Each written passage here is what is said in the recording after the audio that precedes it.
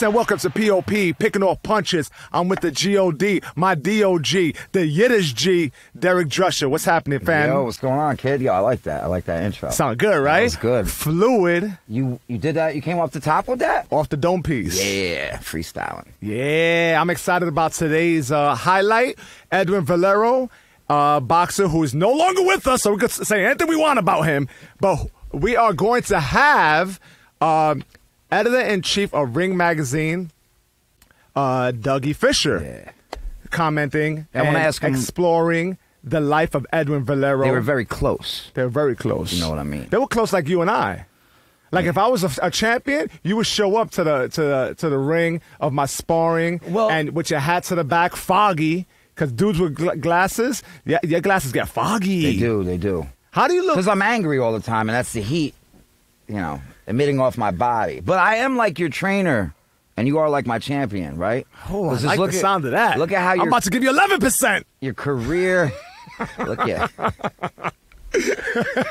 how your career has taken off. Inside baseball. Yeah. Look at how your career has taken off since I've come into your life.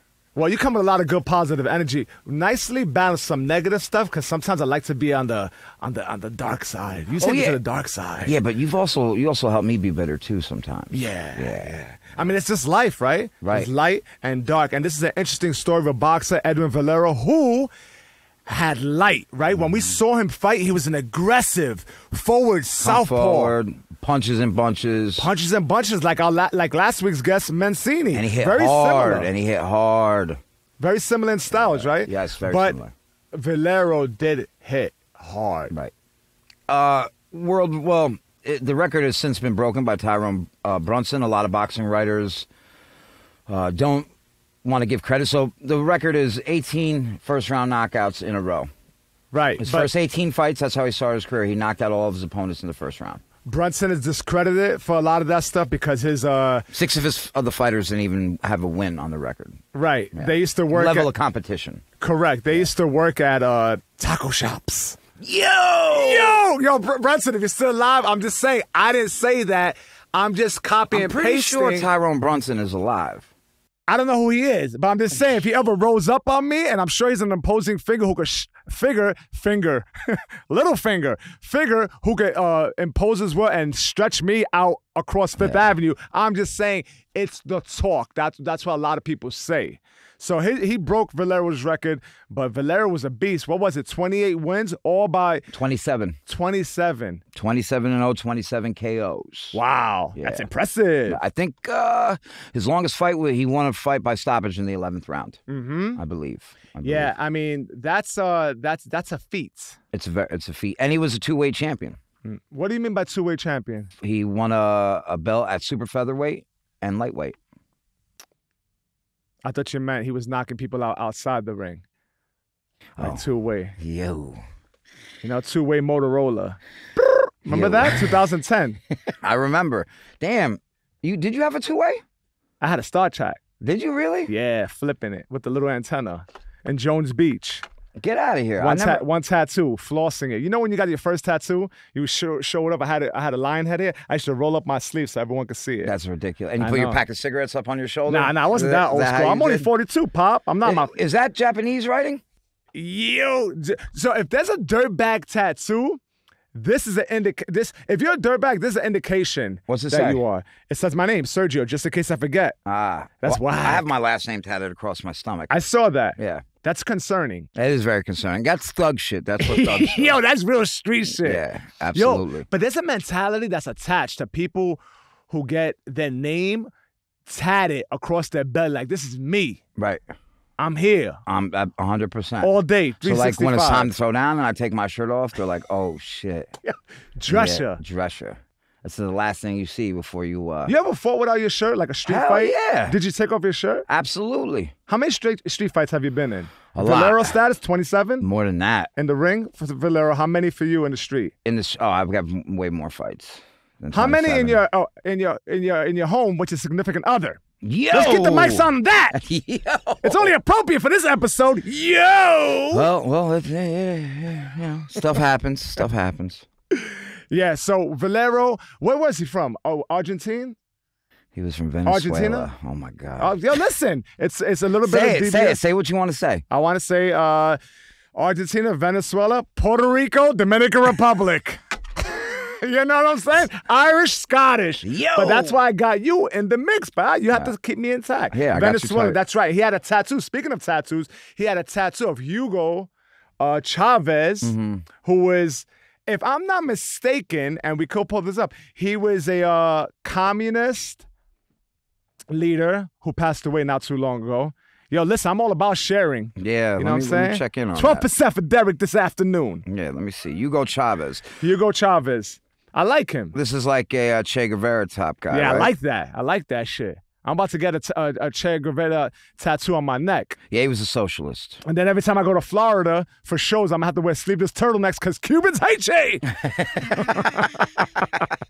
Yo, Cubans hate Che like white women hate Michael Che. Bro, you want to white women actually love Michael Che. Who hates Michael Che? I feel like Michael Che is a comic who gets a lot of controversy. But he's dope. That's I think my man. the woke He's community also hates him. He's also very knowledgeable of boxing, Michael Che. He knows his shit. He's a ferret. I saw his. Did you call him a ferret? They said ferret. I said his last show at the Stand, I was there. He was fucking ripping. Yeah, he's a ripping. man. Cool dude. What did I just want to say? You lost me. With I'm the sorry, Michael Che Pop. shit. I'm slippery. Don't touch me. Che Guevara. Well, it doesn't matter. You went from Che Guevara to Michael Che. Get this guy some Adderall or something, please. Maybe I'm on it. And that's why I'm firing on all cylinders. For Bing, fuck's bing, sake, bing, man. Bing, bing. Yo, I'm going up. Yo, I'm Michael, going down. Yo, Che Guevara. Oh, Michael Che. That's my man. He's funny. Who doesn't like Michael Che? Who doesn't like him? Oh, you know what? And he knows boxing. Yeah, I like that. You keep me in check, Pod. That's why I need you. 13% Yeah, for bro. Derek Listen, man. You've been stepping on my punches, man. So I'm gonna have to. I might have to bully you a little bit today. You heard? Yeah, Don't yeah. take no offense Okay. My palms are mad sweaty. You got me nervous. Nah, you good. I'm good. Yeah. All right, so check it out. Without further ado, we're gonna bring on the man, editor-in-chief, Ring Magazine, Dougie Fischer. Hey. What's up, Doug? Doug, how you feeling, brother? Hey, guys. I'm Sergio. This is Derek. We are the feel host of P.O.P, Picking Off Punches. How you guys doing today? Doing fantastic, man. Can't complain. Happy to have you here. Oh, Only thing I can Thank you for complain having about me. is the price of the Ring magazine. It's like $9.95 now. You think we could do something about that? I'm joking. I feel like some of these we should be charging $15 or $20. Some of our special issues, to be quite honest. Yeah. You got to get your bread. It's the only other. Oh, you know what? You know what I did when I first became editor-in-chief of the magazine? I dropped the price. I dropped the price from $9.95, $7.95, almost right? $10. I dropped it down to like $6 something. Yeah, and we did well. We did well for that year, but we barely broke even. And then somebody told me, had we not changed the price, we would have made a profit. Well, I was like, damn it. thanks to guys like Derek who were window shopping Ring Magazine, didn't want to, put some money. Just into joking an- around. You know what's into- funny is I used to go to Barnes & Nobles and I would just read the whole magazine while I was in. I did the same thing, but I did buy it. I had to, early on when I first started reading Ring Magazine, I was like 10 or 11 years old because where I lived in Missouri, Springfield, Missouri, the sports writers, the local sports writers never wrote about boxing unless it was like the heavyweights, right? So occasionally you'd read something about, how Muhammad Ali, who had retired, was doing, or you'd read about Larry Holmes, and I had no interest in Larry Holmes, right? When Mike Tyson emerged, they started writing about Mike Tyson, but they wouldn't write about anybody else. And I was into the lighter weight classes, thanks to Sugar Ray Leonard and his round robins with Roberto Duran and Thomas Hearns. But so to get my boxing fix, I'd go to the mall and there'd be a bookstore, or there'd be a newsstand or whatever, and I would pick. And there was a lot. It wasn't just the Ring. It was the Ring had sister publications, and there was KO magazine and Boxing Illustrated, all these, there's a lot of other magazines or whatever. But most of them I would just read. I would read the whole damn thing, just standing there. But if it had an article or if somebody I really loved was on the cover, I would save my money up. And, I'm at an age where I'm delivering the newspaper and mowing yards or whatever to make a few bucks or whatever. So I didn't have a lot of disposable income, but I would save my money for the right issue of Ring Magazine. Nice. Dougie, I got to say, man, I've always appreciated your work. Do you still enjoy the lightweight division out of all the other divisions? Your favorite? Yeah. It's loaded now, yes. right? All of them. I mean, welterweight's a glamour division, right? And I always liked welterweight because it just seemed to me like they had the most talent. Like before or actually really around the same time I discovered Muhammad Ali. And this is in the 70s, right? So mid to late 70s. I was really into karate movies, and I idolized Bruce Lee. As soon as you said that, I heard some Wu-Tang sound effects in the background. Yeah. Exactly. And I like those type of Hong Kong produced karate films, Shaw Brothers, Kung Fu. A lot of times they were period pieces, like feudal Japan, like ancient Japan, and I liked all that. The corny stuff, the flying guillotine and whatever, the five deadly venoms, that type of stuff. But Bruce Lee, to me, when you watch a Bruce Lee karate flick, it was different from that type of like really acrobatic choreographed type stuff. I was like, I bet you that dude could really fight, right? And I'd read up on him and I'd read, oh yeah, he can really fight. He was a real badass. But I didn't see that in boxing because Ali was past his prime. He was getting old. And he was still Ali. He was awesome, but he was dynamic in his personality. He was no longer dynamic as an athlete. And when I saw Sugar Ray Leonard for the first time, I'm like, oh, there's my Bruce Lee. There's an African-American Bruce Lee. I could see myself in him. And he wasn't, I was a little guy. I didn't, I never thought I was going to grow up to be like a heavyweight sized dude. So I kind of also like the little guys because I was a little dude. I mean, even up to my freshman year in high school, I think I was like 100 pounds, right? So I like things with weight classes like wrestling and all that, and boxing, obviously. But Leonard was like my introduction to boxing, and he's like the standard, right? And more often than not, the best welterweights, right? They can do it all. They're athletic, they're fast, they're quick, they got power, and something about the little guys, they got a chip on their shoulder, like they go for it, generally speaking. So when you watch the welterweight, the best version of Duran as a welterweight, or Sugar Ray Leonard, or Prime Tommy Hearns, or Donald Curry, who emerged later. Obviously Floyd Mayweather when he first moved up to welterweight. Manny Pacquiao as a welterweight, he was like explosive, dynamic, and now we got guys like Terrence Crawford, and he's going to fight Sean Porter. Ooh, that's awesome. A magnificent fight. And Errol Spence. But you look at Crawford, he could do it all. You know what I mean? And he's letting his hands go. There's an activity. I think the heavier you get, the little bit you're a little bit slower, and on average they don't throw as many punches. It's a welterweight, even down into the featherweights. I love the bantamweights. I love the junior bantamweights. That division is hot right now.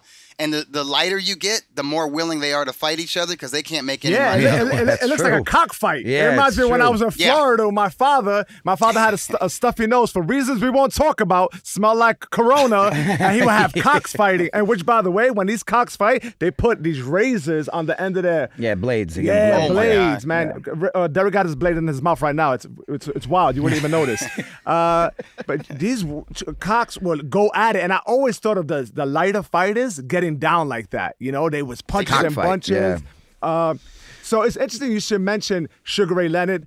My introduction to boxing, Azuma Nelson and Sugar Ray. Oh. That was the first one. I saw a poster at my school, and they rolled it up and gave it to me. I was like, really? For me? Nice. It had like electric, like lightning bolts and stuff. I unrolled it, hung it right above my Sega.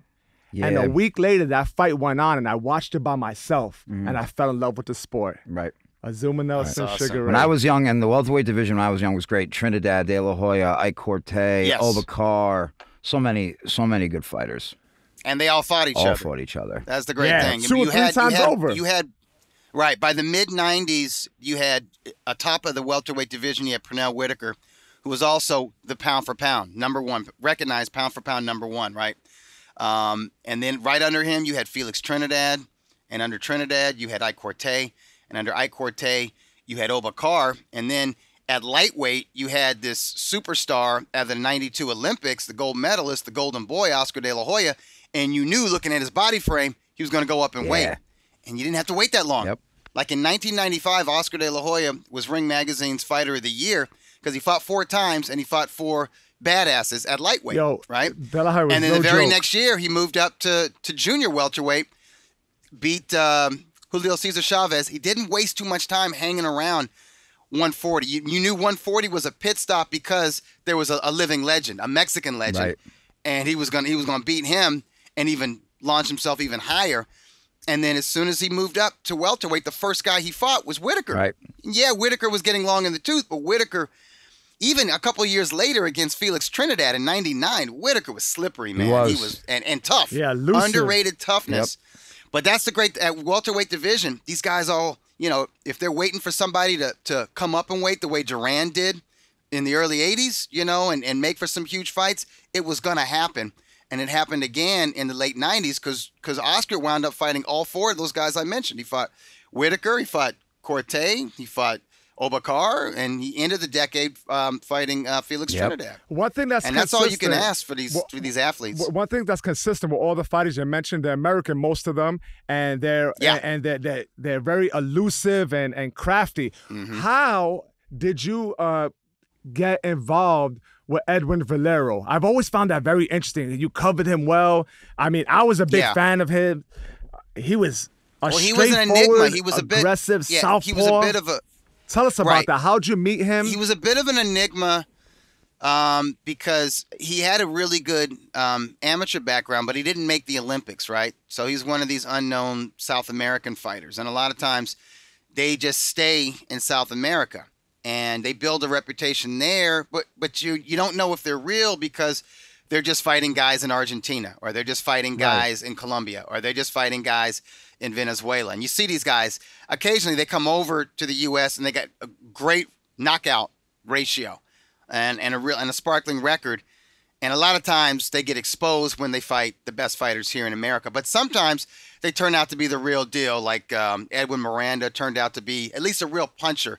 And he didn't make it as a champion, but he was in the mix at middleweight, right? And fought, guys like Kelly Pavlik and Andre Ward and that sort of thing. Fought Arthur Abraham.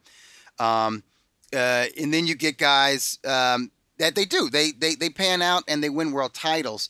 And Valero looked like that. Like he had that look the first time I saw him. And the reason I saw him early on is as soon as he came to the U.S., his trainer was a guy named Joe Hernandez, who had an eye for talent. Joe Hernandez had managed and trained fighters for decades. He had trained or managed Yuri Boy Campos at one time. Yuri Boy was nasty. Remember him out of Mexico? Yeah, remember fought like he 100 times too. He fought that Irish Felix kid. Trinidad. Was it Duffy? Was it? Oh, John Duddy. Oh, John Duddy. Duddy. Oh, my John God. Duddy. That was a good fight. He was already old by then. I know, he was old. Yeah, but still out. Yeah, well, Yuri Boy was old. Yeah, Yuri Boy was old. Yuri Boy was old. Yeah, So exactly. John Way Duddy past it. was in his prime. They had the garden. Yeah. All the Irish flags are waving. Yeah. Yuri Boy came and worked. Duddy was in a fight. That Duddy found himself in a fight. I'm so happy that like by that time, Yuri Boy had like 100 fights. Easy. Triple digits. Seriously, he had like 100 He was moving fights. around with a record I'm like just Duran. happy that he got to win his championship. Like he got one of the belts and he beat Marquez, right? He did. Yeah, stopped him on cuts. Yep.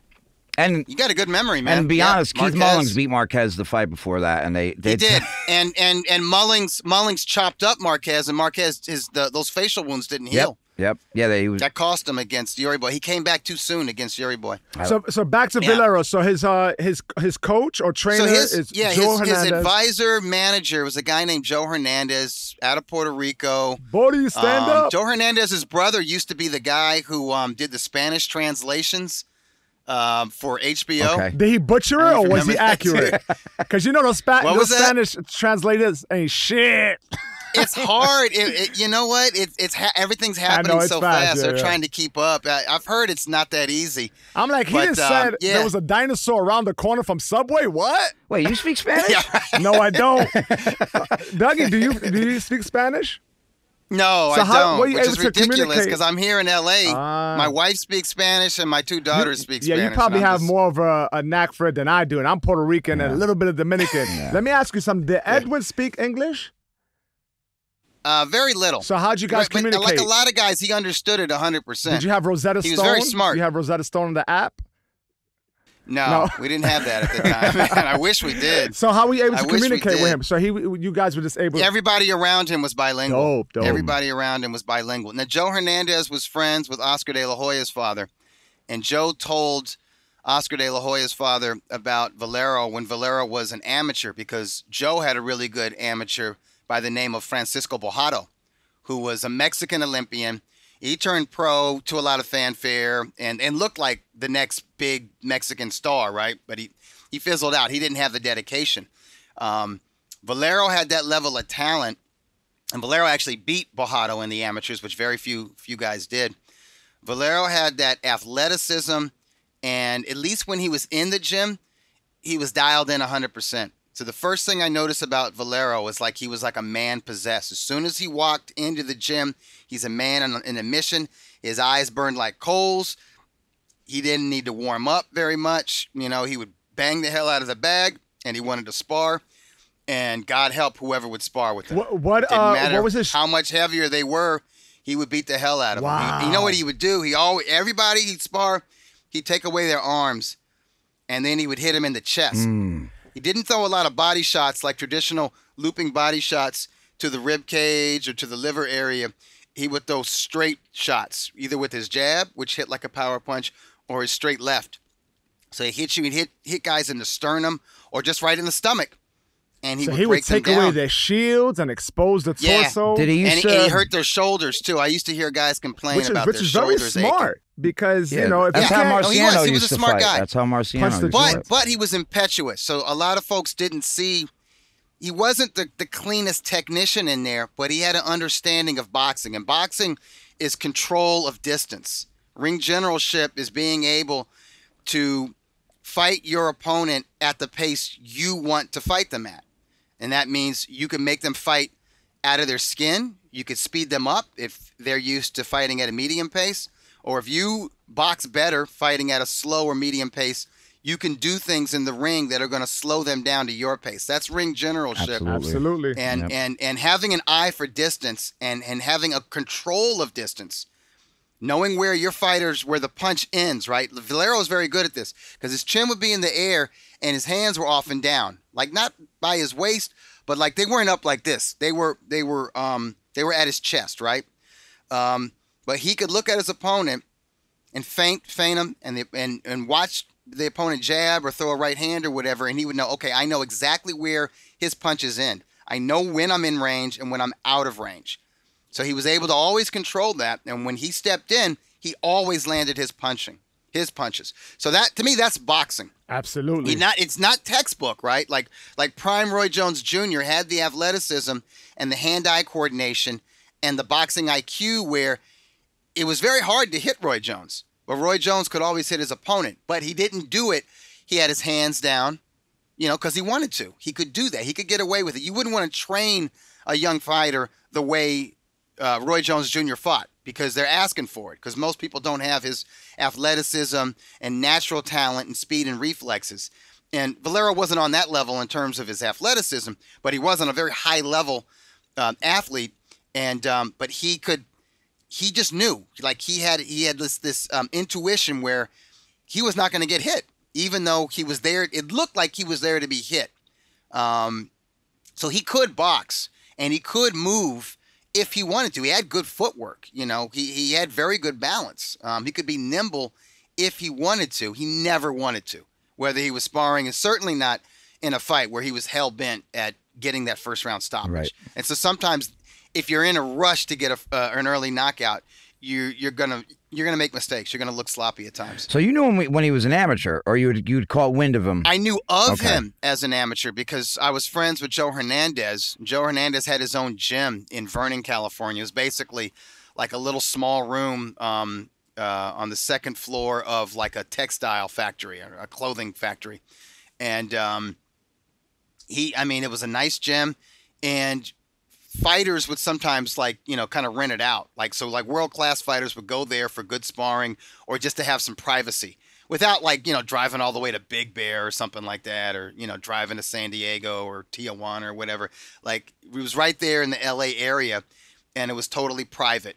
And so I would go and watch whoever was in Los Angeles at the time. It could be, Juan Lascano or Joel Casamayor, the Cuban, or whatever. If they wanted to get away from their regular gym, they could go there. Or if Joe had a guy, that was, their weight class, they can go and spar him. And it was private, it was out of sight or whatever. And Joe would let me in, and the fighters were cool about it.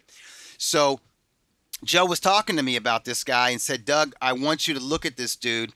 He's a lefty from Venezuela. My sources in Venezuela say he's the best talent to come out of that country in 30 years. I want you to watch him. He's 8-0, 8 knockouts, all in the first round. And I was like, oh, shit, I want to see this guy. And so the first time I saw him train, I was spellbound. Walk us through it. I want to know, what was his training like? Was it the rope, the shadow boxing? Started out on the rope, and he would jump on the rope for long periods of time on one leg, and he would lift his knee up to his chest. And so he'd go like this, and he had a rhythm that he's doing that, almost like he's working his abs. And then he would switch legs. That's why his conditioning was crazy. Yeah, his core must have been out of control. And he'd be in the ring, he'd have a headband on, he'd sweat his ass off. Sometimes he'd have the plastic. Because when he first came, he was really a 130-pounder, but they felt he could make 126 featherweight. So he didn't know if his first fight in America was going to be featherweight or junior lightweight or whatever. So he was sweating out. He was sweating down. I noticed I could tell he had never done any kind of weight training or anything more than just like the basics, which a lot of guys from, especially they're from a poor area. They work with what they got. In Latin America, it's just like old school. They just do just the basic workouts. It's not like they have, equipment to build muscle and that kind of stuff. It's all body resistant stuff. You might see a tire on the floor. Yeah. Swinging whatever. A sack of rocks, cinder blocks. Lift rocks. A slip bag is a plastic bag with cat litter in it. It's moving the head. But a lot of those trainers from there were old school, and I don't think they even believed in weights at all. And Joe was an old school guy, but he liked the modern training techniques. So he put his guys on a track, and he had them doing, not heavy weights, but like the rubber bands, that kind of resistant. Right. And he had a guy who was like a strength and conditioning coach who went to college for all that stuff, a nutritionist. And Valero's body changed. Like, he could have fought at lightweight, but he was young enough to where he could sweat down to 130. I mean, he looked like he was made out of he looked like a statue. He was in such good shape. Yes. He was. Yeah. Well, he was fanatical about training, and he was a really good natural runner as well. He could just run his ass off. And he would run every day. If he could spar every day, he would box. He loved sparring every day. And other guys weren't like that. Other guys had been kind of indoctrinated into sort of like the Monday, Wednesday, Friday sort of schedule, which a lot of boxers are now. Well, a lot of people. And Valero was that dude who wanted to do it all the time. Did you ever see people turn down sparring from Edwin? Sure. Like, oh yeah, I forgot my mouthpiece at home. Yeah, that's one of his first claim to like infamy or claim to fame within the LA boxing community was Juan Lascano. Was gearing up. He was a lightweight contender, real good fighter. The Hispanic calls him Panic, right? That was it. Yeah, Steve Kim used to call him the Manic Hispanic because he was up and down. He was a little nutty, but a badass, a real tough guy, and he was big. So, a month out from his fights, he wasn't even close to 135. He was like a full-bodied welterweight, and he was a scrappy dude. I think he was out of Texas, and he had that attitude where, if you wanted to get macho on him, he'd get macho back on you. But he was going to fight. He was fighting, I think, an elimination bout against Stevie Johnson, who was a southpaw. Little but bad. So he needed lefties. Little but bad. God damn, you're good, man. That memory is like you that got of the an nicknames elephant. down. I'm Derek impressed. Elefante. Derek, I'm impressed. God That's that. Thank Yeah, you, Doug. he was going mean, to fight Little but Bad Johnston, so he needed a left-hander, and he sparred a few days with Edwin Valero, and I think on the third day they were supposed to spar, he didn't show up. Whoa. And he left all his stuff at the gym. He didn't even come back to get like his training cup and all that. He had left all that stuff there because they were supposed to spar all week, and he was like, shit. I think after 2 sessions, he's like, nah. You know what that Matter of reminds fact, me? what he did is You know what that reminds he wound up finding Joe Gooson's gym in the Valley where Casamayor was, and they worked together.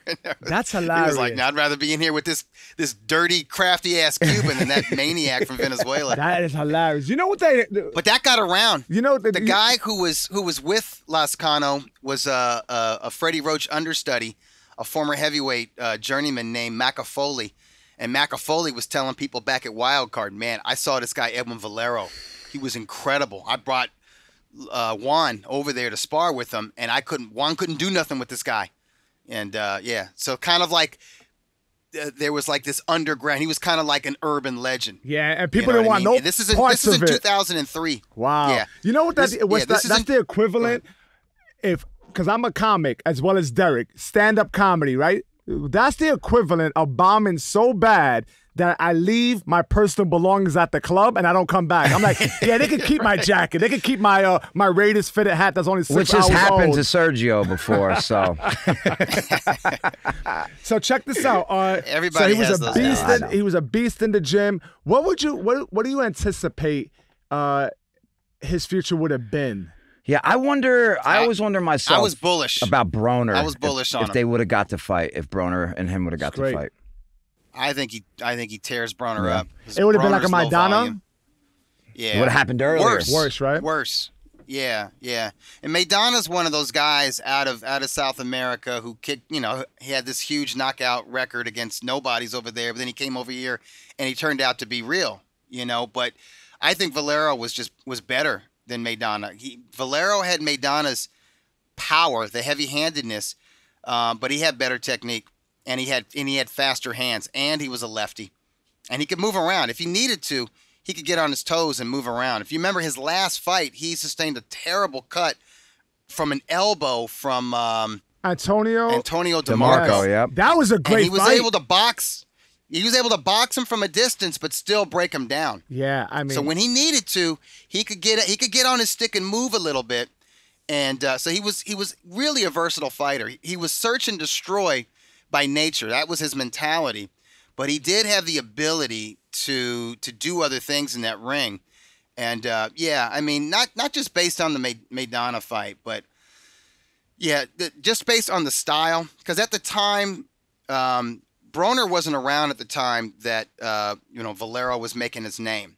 So he was making his name in the gyms in 2003 and 2004, and he wasn't allowed to fight the United States in 2004, and he was inactive that entire year. But he was in the gym literally every day that year of 2004, and he's sparring. He would travel. He was like a gym gypsy. He was traveling to all the best gyms in Southern California, and wherever he was, everybody had a story. Oh, he came and he knocked out this guy. He came in here. And I counted. He threw 900 punches in one round on the heavy bag. I couldn't believe it. Everyone has that. And you can go on YouTube and you can see people saying stuff, eyewitness accounts from Southern California trainers watching Valero train and spar. Well, by 2005, he got his license in Japan, and he got his license in other places outside of the U.S. And in 2006, he won a world title at 130 pounds. So at that time, there was Eric Morales, there was Marco Antonio Barrera. Those were the big names at 130 pounds. Pacquiao? And at 100, there was Joan Guzman. He emerged around the same time, and that was the guy that Valero had his eyes on. But I remember there were the Peterson brothers. Lamont. One of them, there was one at lightweight and the other at 140 pounds. And I remember I was at Wildcard Gym, and a boxer who had sparred with the Petersons and liked them a lot, said, I'll bet you money that the Petersons will beat your boy Valero. And I said, I'll take that bet. And it's no disrespect to the Petersons, who were tremendous amateurs, and Lamont was a tremendous pro. But the way they boxed, they cover up. You know what I mean? And they were aggressive guys. You know what I mean? They liked to come forward. They were technicians, but they were very orthodox technicians. Didn't always handle lateral movement that well. But the way that they would defend was to hold their hands up. And I could just envision Valero destroying the forearms, elbows, and shoulders, hitting them in the biceps, breaking that down, bringing those arms down. And then once he had a clear shot at the chin, it was over. Once he would land that shot, you know, even if you got up, it was like you were snake bit. You know, like Felix Trinidad, after he would land that left hook, most guys, they couldn't recover from that, even if they were able to survive that knockdown or that wobbly moment or whatever. And he was very good at breaking guys down. But that sparring never happened? A maniacal finisher. That sparring never happened? What was that? The Lamont Peterson and Valero, right? That never happened? No, that never happened. I just remember, but I kind of put Adrian Broner in that class. Yeah. I think Broner probably has more natural ability than Lamont Peterson. I think Lamont Peterson, more of a hard-nosed fighter, higher volume definitely. But the thing about Broner is Broner likes to stand his ground and do the shoulder roll, and kind of, you know, he'll take the punches in his shoulder, but he's there to be hit. Right. He's there to be swarmed on. And his problem is he has beautiful combinations when he would let his hands go, but against the better fighters, he didn't let his hands go. He doesn't throw punches. When he was the bigger guy, yep. You know, at 130 or 135, a little more offense-minded, but when he stepped up his level of competition, even against a guy who wasn't a puncher like Paulie Malignaggi, he could be outworked. And the thing you got to remember about Valero had one-punch knockout power, but he was a volume puncher. He could swarm you. And he had that, like I said, he had that intuition of knowing how to get out of the way of a punch, how to stay just out of range of a punch, and then how to step in range and let his shots go and land those shots where he needed them to go. Do you think he was set for a long reign at lightweight? No. I don't think he was set for a long reign in life because he was crazy outside of the ring. He was very disciplined in his training. He would give his trainers everything. If he could respect his trainers, and when he respected a trainer, he would do whatever was asked of him. As a matter of fact, the trainer's biggest job, and one of his trainers, Ken Adams, would tell me, was to hold him back, not let him overtrain, because he had that fire like that. Did you ever hang out with him outside the ring? Often when you have that fire. What was that? Did you ever hang out with him outside the ring? Oh, no. He was, I'm not going to say he was private. He was private with his family, although I did visit him at his apartment once. I wanted to actually read the medical papers, because when he was banned to box in New York State, oh yeah, that's every right. other U.S. jurisdiction had to put him on medical suspension. Right. He had a motorcycle accident. New York did an MRI because he was applying for a license in New York City. He was supposed to have his HBO debut. It was going to be HBO Latino in January of 2004. He was going to fight a real tough guy, a guy who'd never been knocked out, named God, what was that guy's name? He wound up fighting Humberto Soto. Lorenzo, I think was his name. Something Lorenzo. Tough Giovanni Lorenzo. Giovanni Lorenzo. What was it? Giovanni Lorenzo. Was it? No, that guy. Yeah, that guy was also Dominican, but that guy was a middleweight. Okay. Dímelo loco. Yeah, he was a middleweight. Dímelo loco. Let me see. Yeah. Let me find out who this I forget the guy's name. Oh, Francisco Lorenzo. Yeah, that's Francisco. Real awkward dude. Real tough. It was going to be like, okay, here's a litmus test. He's fighting on HBO now. Let's put him in there with somebody who's not supposed to be knocked out, and let's see if he can knock this guy out. You know, if anything, they were hoping that Lorenzo could take him out of the first round.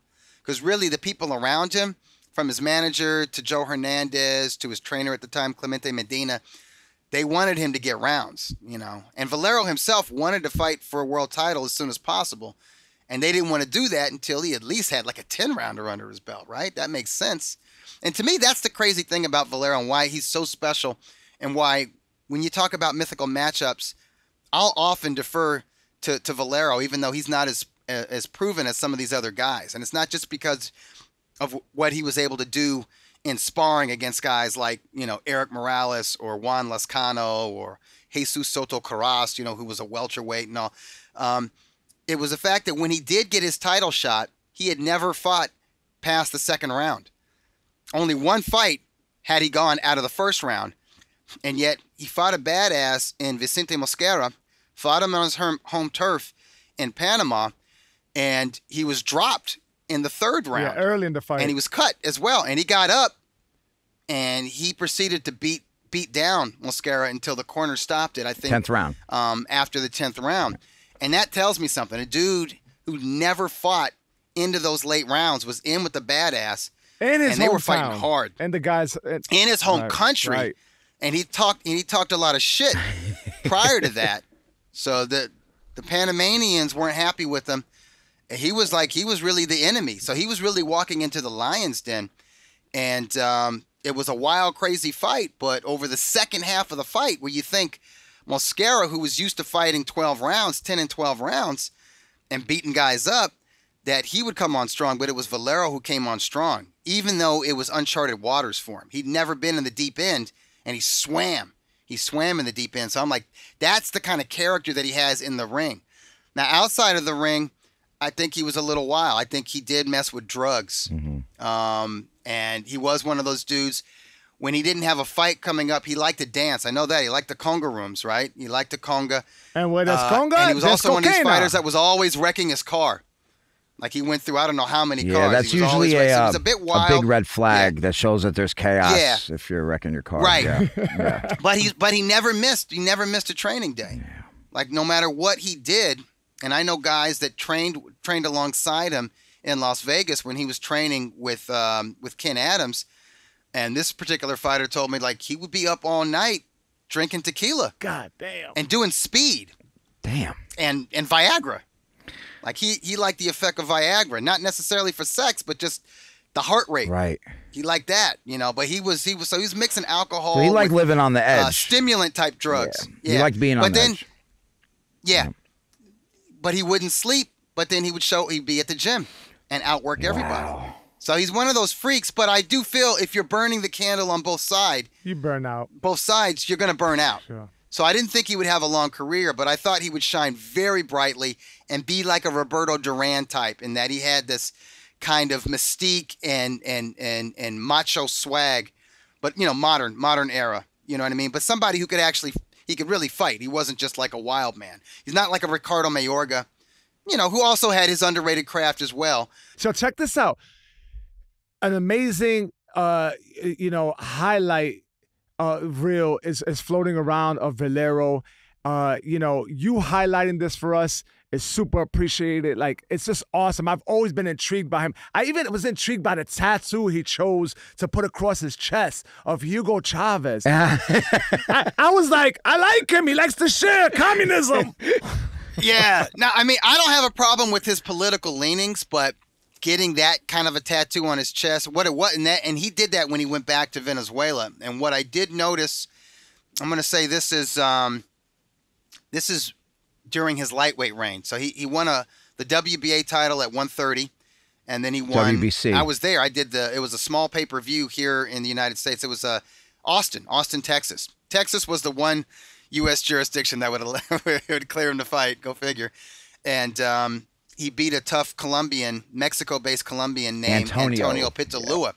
Yeah, he was a knockout puncher himself and was on like a 14 or 15 bout knockout streak.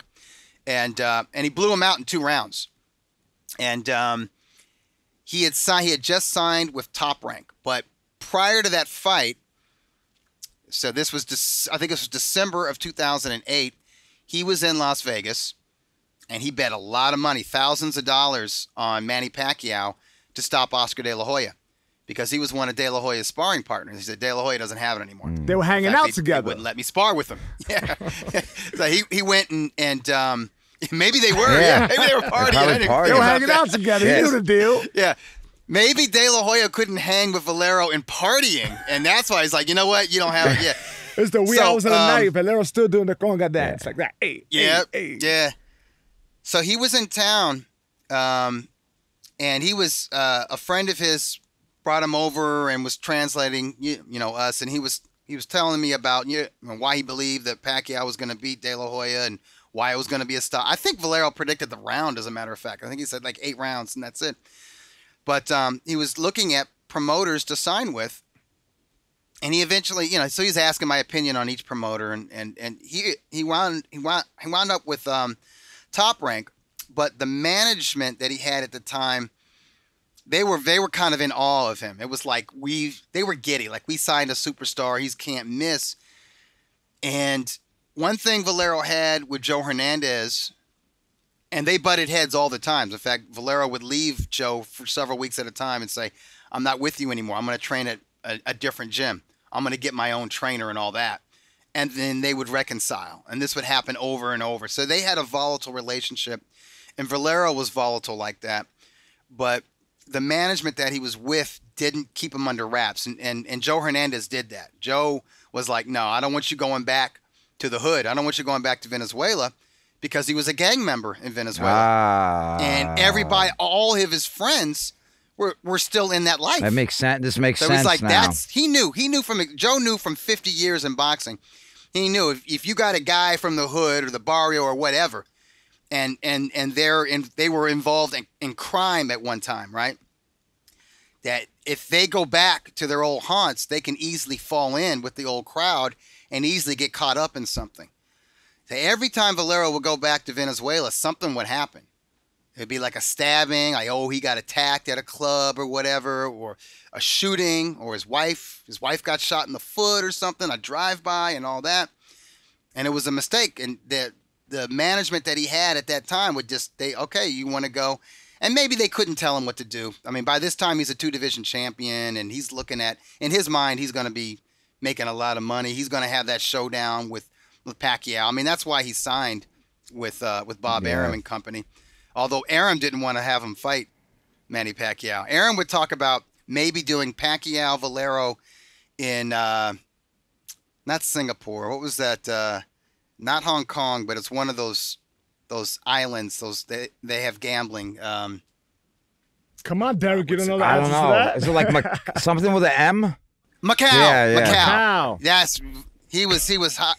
Before he ever took Pacquiao to fight in Macau and did some cards in Macau before he signed that Chinese Olympian, Arum was talking about Macau, and he thought that would be a spot if he were to pull the trigger on Pacquiao versus Valero, which to me was my dream fight. Right. Absolutely. That was the fight that I wanted to see so bad at 135, maybe at 140.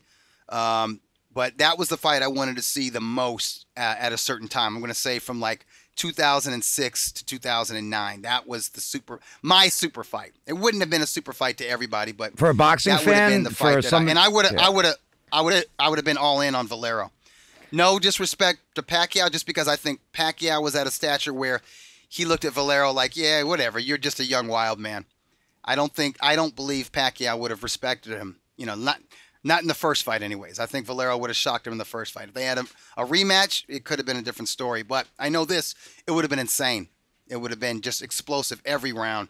Two little pit bulls southpaws with explosive hands. It was such a tragic ending to his life, Yeah.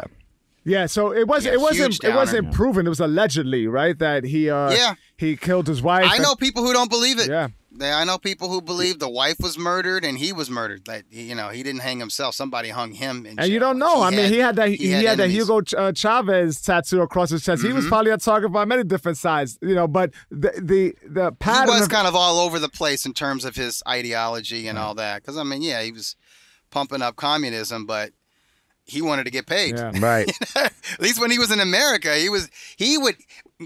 sometimes what would lead to the rifts with him and Joe Hernandez and him and De La Hoya's father, the manager, was that he would see how much other people were making. If he thought he was better than somebody and he found out that somebody had a sweeter contract than he did, he's like, I don't want to fight. I don't want to fight for you. And his ego couldn't take it. So he was kind of like that. He definitely wanted to be paid. Yeah. He wanted to be paid what he believed he was worth, even before he had actually proven it with fights. What's interesting about this, even, and we'll close with this, with a figure like a fighter such as Valero, I feel I was a little apprehensive about pulling the story, right? I was like, because of the ending, it was so sad, right? But then I learned that my producer Marshall was able to bring Dougie Fischer on to talk about it, and you were close to him. I was like, oh yeah, we're definitely doing it. And the reason why I feel that way is because it's tragic, right? And a lot of people, obviously, if I had to, come to a decision, I would say, yeah, it's a probably domestic dispute.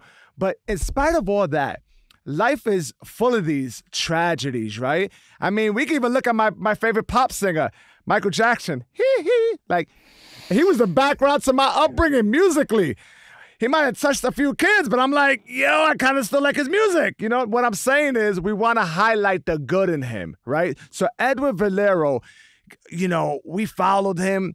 He was a passionate fighter. He brought us such good entertainment. You were around to give us a slice of that history, which I think is so important. His tenacity, his power in both hands, and I think that should be celebrated because that's what. It's all part of a mystique. Absolutely. It's all part of a mystique. It's all part of a story. And I think it's not a happy story. It doesn't have a happy ending, but it's still fascinating. Absolutely. It really is. This drive that he had, never to accept, like when he was banned from fighting in the U.S., most fighters would have just left immediately. Like, okay, I got to make a living. I'm going to go back to my own country. And no, I'm not going to get rich, but I'm going to be able to fight and put food on the table. Or I'm going to quit boxing. Like, oh gosh, well, gee, okay, I do have this. I had this motorcycle or motorbike accident, and these doctors here are saying it's not safe for me to fight, so maybe I shouldn't fight. Now, most fighters aren't like that. They don't accept things that easy. Yeah. But there are some rational guys that are like, okay, it's not worth it. If I've got something in here that if there's a greater chance of me springing a link in my brain, getting a blood, whatever. What do you call it? An aneurysm? I don't want that. I retired, Last thing before we go, were you, and I believe I'm correct in saying this, were you witness to James Toney's sparring, that footage that's out there? Sure. Where he's beating he got the green headgear on and the green. Oh, that's Danny Green. Yeah, great guy. Was that you in Danny there? Green from Australia. No, I didn't witness But that. there was Here's what another happened with one that. where at the end he was like, "I'll do this to all you. I don't care. I don't care if you flyweight or your mama weight. Or your mama weight." Yeah, that's vintage James, man. No, that's James that's James before his first heavyweight fight against Evander Holyfield. Were you in the building? That was wild card. Yeah, I was there. So. Yeah, I was there with Max Boxing. Oh, that's awesome, man. Yeah, we filmed that. Dougie, can we Great get you stuff. back on and highlight another one of our favorite anytime. fighters? You are the man. Thank you so much. This is excellent. Guys, thanks for having me on. Wow, Doug Fischer, man, that was great. What a treat, bro. I'm like a kid in a candy shop with this stuff, man. I will be lying if I was to say I wasn't a little jealous because you guys were connecting. He was super impressed by you. But little does he know, you were cheating on Wikipedia. No, I looked at Wikipedia once. Keith Mullings doesn't even have a Wikipedia page, bro. You gotta be in tune. I'm not. What do you think? I'm here for my health? You brought me in here for what? Yo, I was so impressed by your knowledge that I'm gonna give you a new nickname. It's gonna be Derek Elefante Drescher. And now you're up at 14%. This is recorded. This is recorded. We got you. 14%. Where's that percentage come out of? Well, you're breaking up. There's a bad connection here. Yeah. This is no longer working. We got to redo this. I just want to, I never knew about the mystique surrounding him in the gyms. I never knew about that.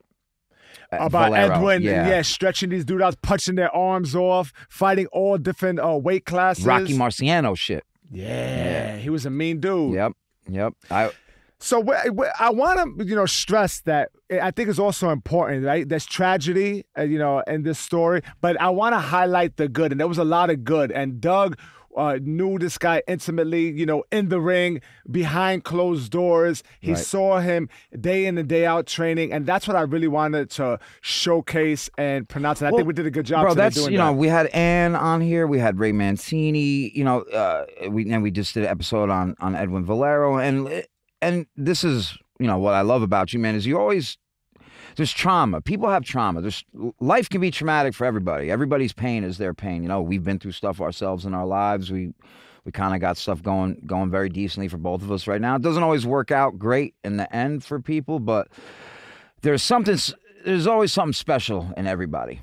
Absolutely. You know? And there's motivation there. I mean, we could take his tenacity, his drive, his will, his ability to make something out of nothing for the short time he was doing it. Right. Even though he was on speed and mushrooms and Corona. Hey, Corona man, beers. That happens. I think it's hilarious that he was in little sports cars rapping around telephone booths. Yeah, bro. He's like me in my little Fiat. When you total all your because that was my thing back in the day. I crashed every car I ever owned. Every car I ever owned. I wrecked all of them. I like how you used to crash cars. Now all you do is ride city bikes. I know. Bro, there's a reason. I changed too. I used to rock Sean John fabrics. Now I'm rocking Lulu. I used to rock Rockaware. Lululemon, do you want to sponsor us? Yeah. I don't want you to sponsor us. How about that? You want to know why? Because you're fake. Which, by the way, I think is very concerning. Which I think is very concerning that, in case you don't know, listeners, Derek is a phenomenal instructor / trainer, but he eats like a supreme dirtbag. Coca-Cola, Cheetos. I don't need to be in shape to tell other people how to get in shape. I know what the fuck I'm doing. I've run 4 marathons, 3 ultras. All right? I did that shit in 2 years. I quit.